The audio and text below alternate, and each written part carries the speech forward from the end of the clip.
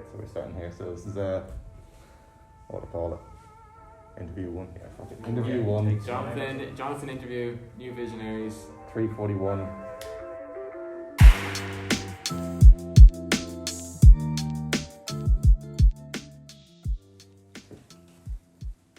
Right. Jonathan, How are you? well, introduce yourself. Well, so I'm Jonathan. I'm a photographer. I'm a student in TUD as well, Tallaght campus, just to make the discernation, yeah.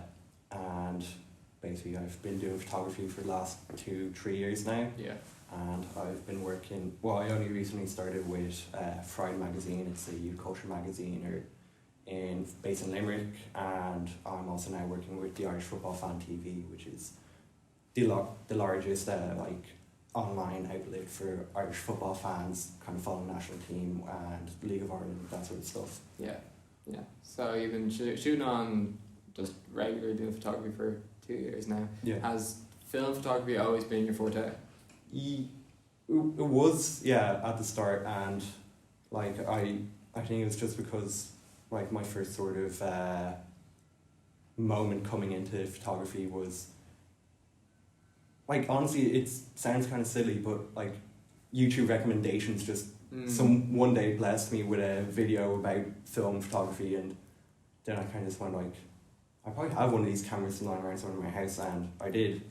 I had my mum's Canon Prima 5, which was a point and shoot. It's just regular 35mm camera, and then from there really it all spiraled downhill or uphill, just depending on how you see it. Yeah. And ever since then I've mainly shooting film and just tried different sorts of films, 35, 120, black and white, C41, whatever. And I shoot a bit of digital, I kind of have to, especially with more sort of clienty work, because they want either images straight away or you're doing it at an event for something, so you kind of have to give it, but mainly I would shoot film because it's what I'm comfortable with, really. Yeah, so you found your own little lane with film, yeah, in a way, and you've just tailored your skills. Yeah.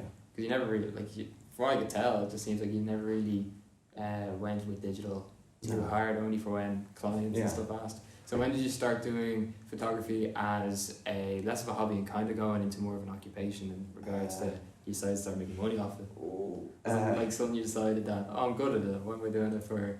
No, I never really decided that I'm good at it, but I more decided that it was really after I finished the Leaving Cert, I got accepted into my course, and it was maybe a few months before college started, as I may as well go with this. I don't really have anything else I'm doing, and over the last 4 or 5 months I've been really passionate about it, and I was I may as well just go with it. But it was never really a moment that's this is what I'm gonna be, or this is what I'm gonna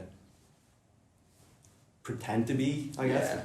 But it's now kind of at the point where I am mainly only doing photography. I'll do a few other things graphic design or whatever, but it's mainly just photography, and it's ever since then it's been what I've been training down. And I guess now, maybe only the last 6 months, ever since COVID really happened, I've been this is I can work in sort of the gig economy of photography, or I can work in a magazine and kind of have a more sort of permanent basis in photography. Yeah, just thinking about Friday magazine there, it's a youth culture magazine. And how do you see the impact of youth culture on the current Irish creative landscape? You seem to be very involved in so many different disciplines of the creative space. How do you feel about the Irish creative scene now, especially just with considering COVID and things like that? Well, I think now, especially with COVID, they have the free time, they're sitting at home, either doing online lectures or they lost their job, unfortunately, or whatever.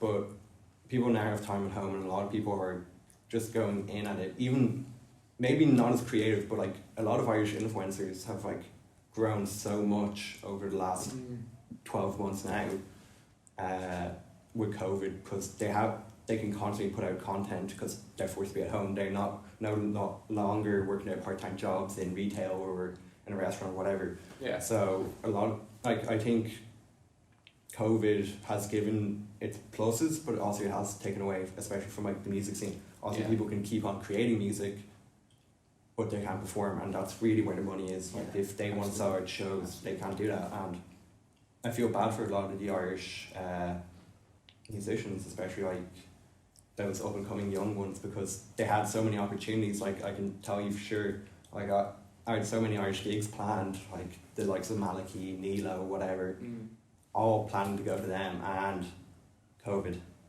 Yeah. COVID. It struck. Yeah. And something I've kind of come to realise is, I say after the pandemic and things kind of started easing up a bit, we will find ourselves a lot more appreciative of the creative space, because when we were locked in, what do we turn to? We turn to the culture, we turn to all these creative spaces. Art, whatever it was. Exactly. I can't remember where I saw it, but there was some quote saying like, what would you... It was like, oh, you... I think this is actually kind of in light of the British government telling people to find a new job, find a new training skill. And like, that's really harsh on creative people, because, you know, this is their life's work for some of them, or some of them are only just getting into it and putting their foot in. But then it was like, a lot of people were very critical of that sentiment that the British government, also they started to detract from that. But it was very much like, without art, what would our life be if we were forced to isolate at home for the year? We'd be sitting there doing nothing. And I'd say the mental health issue of isolation and quarantine, whatever, would have been 10, 20 times worse if like we didn't have art, because now a lot of people, whether it's TikTok or whatnot, people are now finding and appreciating art. Right, so kind of touched on, you mentioned yourself there being a second generation immigrant. You see Dublin as being very like a cultural mixing pot in a lot of ways. There's a lot of different perspectives and people in Dublin. So what inspirations do you find yourself turning to? Well, Dublin's kind of reflective of almost any sort of major European city that's like seaside based or port based. Like even when I went to Hamburg a while ago, there was a lot of there wasn't any like traditional stuff. There was very much there were traditional stuff, but it was very much, everything was not non-traditional German food or non-traditional German music, non-traditional German clothes, all that sort of stuff. I think even with Dublin, I'm very much looking towards Europe for any sort of influences. Like, it would be great if I could reflect any sort of American sort of styles and all that in Ireland, but it's tough with that. So, because it's just Ireland and America is such a big disconnect in that sort of any sort of stylistic similarities. So when you look towards Europe, and even when being part Polish and seeing apartment flats in Poland or flat blocks in Poland that my grandfather grew up in, my mum grew up in, seeing that and then seeing the flats here, I feel like the influence from that kind of comes in, and it doesn't make me want to shy away from being up near flats and sort of trying to document any of that sort of stuff. And I wish I would actually do more sort of around that area, but I also feel like it's someone's home, so I don't want to necessarily. I kind of in a way fetishize it. I think that's a big problem with any sort of creative scene right now, is that there is a lot of fetishizing of, or obsession with working class or minority sort of groups and all that sort of stuff, but it's real disingenuous. It's brands, it's even as much as I love Nike and all that, and I think Nike do set a good image sometimes, they do a lot of it, especially with their football jersey collections. When they released their Atletico Nacional jersey, I think 3 years ago now, in Colombia, they were going around sort of it felt like they were going around almost kind of all the slummy areas to there and trying to show this raw, gritty image. I even think now with Palmeiras in Brazil and Puma doing those jerseys, they were showing all warehouses, people standing on top, or the Christ the Redeemer statue in Rio. I feel like it is disingenuous. Like, I know, especially with jerseys, they are trying to capture the culture of the area, but it also comes off. Is this wrong. just what you're doing, Yeah. type of thing? Like, what else are you doing? Anything meaningful? Yeah. Like, you're telling the story, sure enough, but what goes to the story when is it even the people who live there telling it? You know, Like, are you outsourcing models from other cities or other countries and just bring them in to take photos of them, or what situation are these actually fans?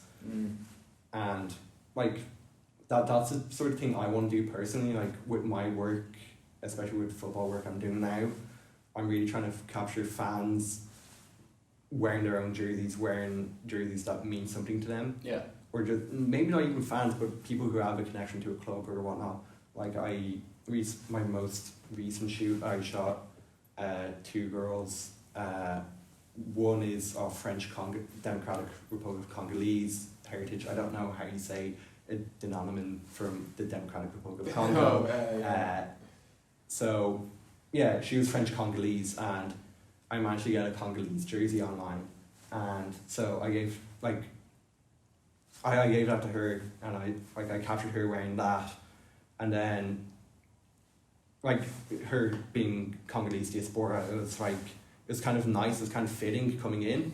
Yeah. And then also the small detail of it being the kit being actually produced by O'Neill's, the Irish brand. It kind of, it all kind of came back in. Yeah, being there's a nice overlap there. Yeah. It being Irish and her being Congolese, kind of put it together, and it's just like a nice connection. And I shot another girl that same day.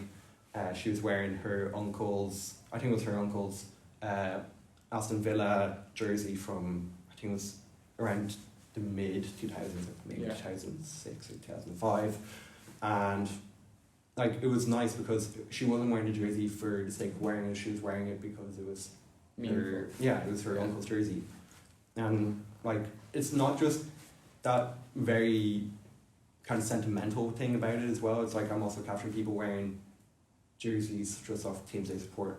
Like I've done people wearing Celtic, United, Shelburne, Newcastle jerseys, and like I want to do more of that sort of stuff, and it doesn't have to be all very sentimental, but I do want it to be real at the end of the day. And I guess that's sort of street photography creeping into me. I want that realness, but also but I'm very much into editorial photography over than street photography, so I do want to have a bit of a blend to that sort of stuff.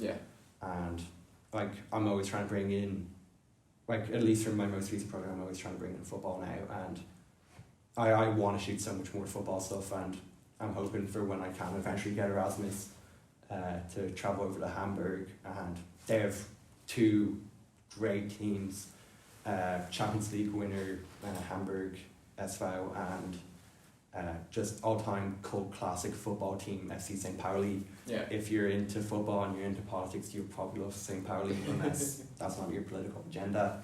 And like I want to document that, I want to cover that sort of stuff, and I hope I can. But you'd be afraid, like just because you're going into foreign territory, that you don't know how to get it in the most genuine way possible? Maybe, yeah. I feel like I have a good gauge with the St. Pauli fans, because I think myself, like I share a lot of the similar ideas and ideals of them. Like I'm very much into their sort of ethos of like anti-racism, anti-fascism, equality, that sort of stuff. I feel like I can portray that sort of stuff well enough, but it's just a matter of being respectful, because like that's the thing, especially over the last maybe 4 or 5 years. I think football teams with a unique story always get that bit more capitalized upon, whether it's like a new major kit provider, a new major shirt sponsor, it's them signing a deal with some random company to give them more money just because they like that image. And I think like there are examples of that. I think even with PSG, although not universally loved, they now have a brand deal with Jordan. And as much as I like Jordan, what the hell do Jordan have to do with Paris Saint-Germain? Yeah, I get you. They have cool players, I guess. Neymar, but Neymar isn't Michael Jordan. Yeah. I don't get it. That's what I really liked about the news that came out last week. It wasn't Shamrock Rovers, was it? That the new kit came out sponsored by Fontaine's DC. Oh, Bohemians, yeah. Bohemians, yeah, sorry, boss. Yeah, sponsored by Fontaine's DC. Yeah, I do like that. I like that they're getting local involved, and even last year they had the refugees welcome on their waiters, which was nice. I do think it is a stance to take for a lot of football teams, especially in Ireland, where, yet again, not to be disrespectful to GA is very impartial on any sort of race-related or sexuality. I feel like this is the GA, like the Gay Athletics Association as a whole. It does have its historical context. Yeah, it does. It's a Republican symbol. For itself. Yeah, it's a Republican symbol at the end of the day, and if it's a Republican symbol, it's going to stand for Republican ideals. Yeah. And I can't disagree with that. I can't say, why aren't you doing more? But they already took their stance. I can't do that. I can't say that. GA themselves will decide if they want to do that. Yeah. But it's nice seeing football clubs doing it, especially in Dublin, where it's such, as you said, it's a melting pot of diverse cultures. And I think clubs that welcome diversity and accept the unique nature of the population dynamics in Dublin, population demographics in Dublin, it's only better. And I feel like a lot of teams don't take that stance, and maybe it's because a lot of them are scared of making a stance, alienating supporters. Yeah, and but at the same day, a team has this cultural background. Yeah. I'm not mad on. I do like national football, League of Ireland, quite a bit, and I'll always support the man in the green and white shirt. And I just feel like I find it hard to identify with clubs over in England. Yeah. As much as people do. Yeah, I'm definitely the same. A lot of I like some clubs in the UK. I won't even I won't say I don't. I love Luton Town purely for a meme. I'll always respect Celtic for being Irishly sport, and same with Hibs, but I don't feel the connection between any teams, and that's the thing for me. A lot of people would be like, oh, who do you support? I'm like, I don't support anyone in the UK, really. And they're like, do you not have a Premier League team? No, I really don't. You just don't see yourself in it. Yeah, it's for me, it's the teams in the UK aren't reflective of anything really. They make a stance, but they make a stance with the Premier League, they make a stance with their brand, they make a stance with their players. They don't really make a stance themselves, and a lot of teams, whether they're working class kind of based or not, they're still impartial, and maybe that's what I like a bit more about the teams I actually support. Borussia Dortmund, well, Rovers themselves are quite impartial, so I can't really say they've made a stance on anything really. Yeah. But I'm a big fan of Borussia Dortmund, and I've supported them for the majority of my life now. Yeah. Ever since I really got into football, and first it was because of being Polish-Irish Polish-Irish immigrant. They had 3 Polish players at the time. A legendary partnership of Jakub Daczkowski, Robert Lewandowski, and Łukasz Piszczek. Yeah. And that was the Holy Trinity back in 2013 when I actually got that jersey. But on the back, it's no Polish player. It says Marco Reus, who's favourite player of all time. But a lot, Dortmund, they took a stance. They take a lot of stances themselves. Back, I think it was in 2017, they gave free tickets to refugees in Germany.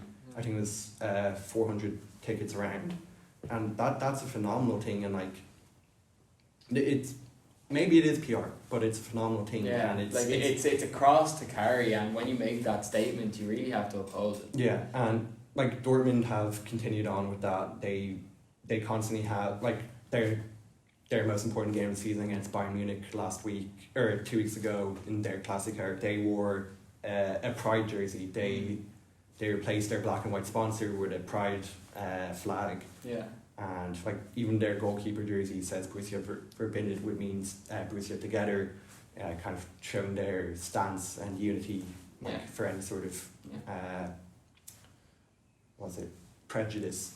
And I feel like that's the sort of thing I want to reflect in my own work. Like I want to show that at the end of the day we're all sort of in our own space and we're all from our own upbringings, but we can all unite together through football, or like even if like you're on one end of political spectrum, you don't like, let's just say you don't support, I don't want to say don't like, you don't support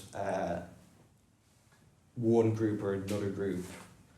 At the end of the day, you're in a group of fans, 10,000 other people. No one's gonna know. Yeah. You're all there together, and maybe it's that one team that unites you all. And whether it's like a club in London might have, you know, really strong-minded nationalist. One section of fans might have a strong-minded nationalist view, but it's in London.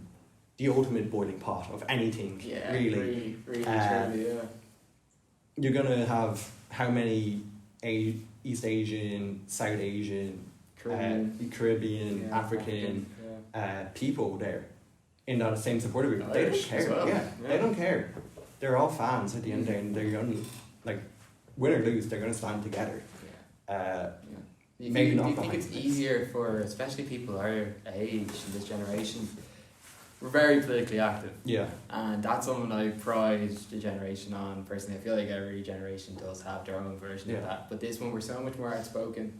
But we're always, probably the demon of social media is that we have so much communication around the world that it's easy to get sucked up in these ideas that you don't actually think are for you, but you just find any type of identity just with, like, being able to fall in line with a consciousness there. 100%. And do you feel like even people who will be on the same side of the political spectrum are very antagonistic of each other? 100%.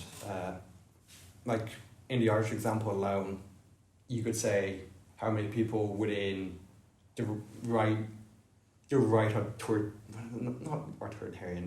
libertarian sort of wing of politics, sort of the Fine Gaels, Fianna Fáils, and then you have them getting, like, their supporters getting absolutely harassed by those who support the National Party or Yellow Vest Ireland, any sort of those stronger minded right wing groups.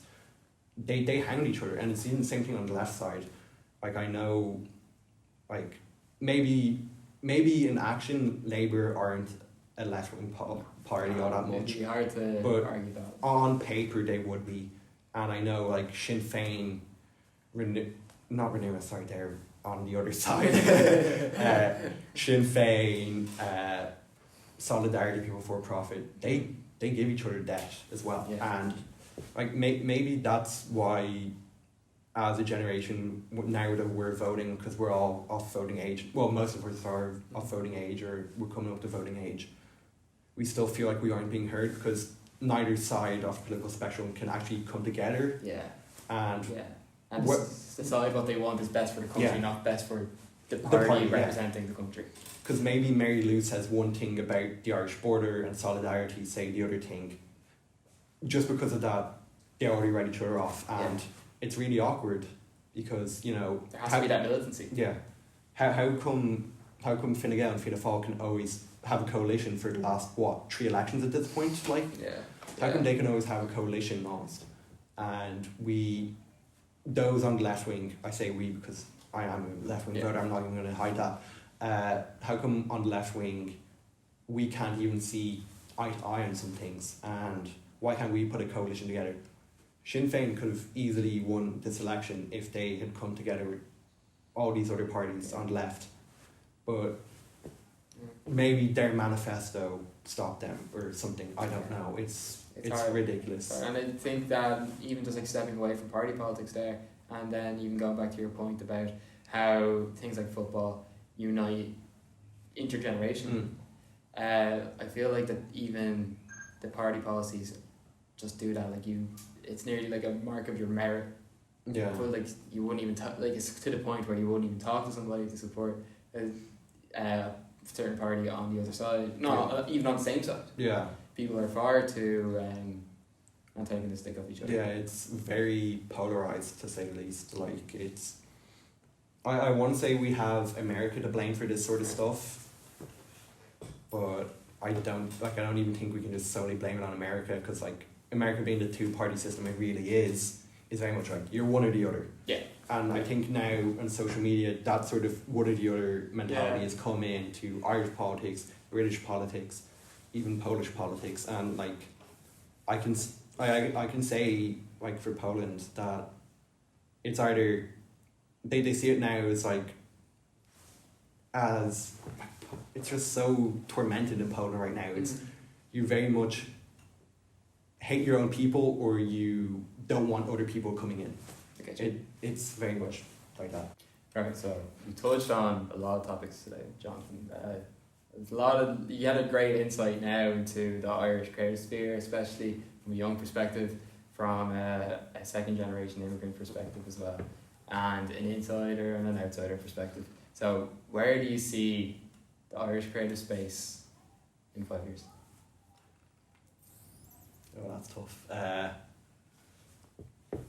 I don't know, like it's really tough to say.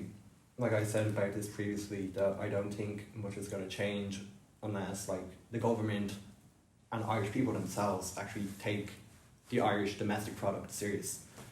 Because we're just so obsessed with the UK and we're so obsessed with the US, and even now like Irish people going on to dance hall and all that, and I'm just like, where's this coming from? Like I don't have a problem with it, but where's this coming from? I feel like there is still such a unwantingness to consume our own product. So it's really hard for me to say. I would like to say optimistically, we could rival countries like Holland or sort of similar sizes in population, kind of Holland, Belgium, maybe even like come up to countries like Scandinavian countries like Norway, Sweden, all them, kind of rival them in kind of our size of creative industry. But it's so hard to say, and like that's me being optimistic. I would love to see us kind of rival those other bigger European nations, kind of those around sort of similar size to us. But obviously I don't know if that's going to happen. Like I just think our government and our people just don't value our own stuff enough. I think we've got a great insight about that today, and nearly what will the pathway look like towards that. But I think it's first, the best way to wrap this whole conversation up would be just admitting that Ireland isn't perfect. No, 100% no, and especially not Dublin. Right, I think that's it. Yeah, happy with that. Yeah, cool. Thank you very much, Jonathan. Thank you.